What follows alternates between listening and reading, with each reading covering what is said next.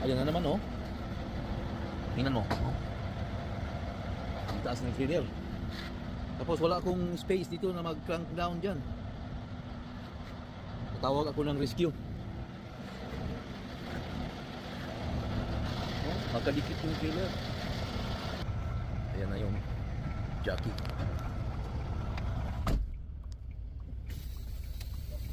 Tumawag ako dun sa office. Kailangan i-move nila yan eh.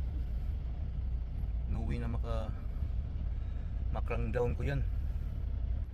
Yan na. Nilabas na. Krang down ko yung landing gear.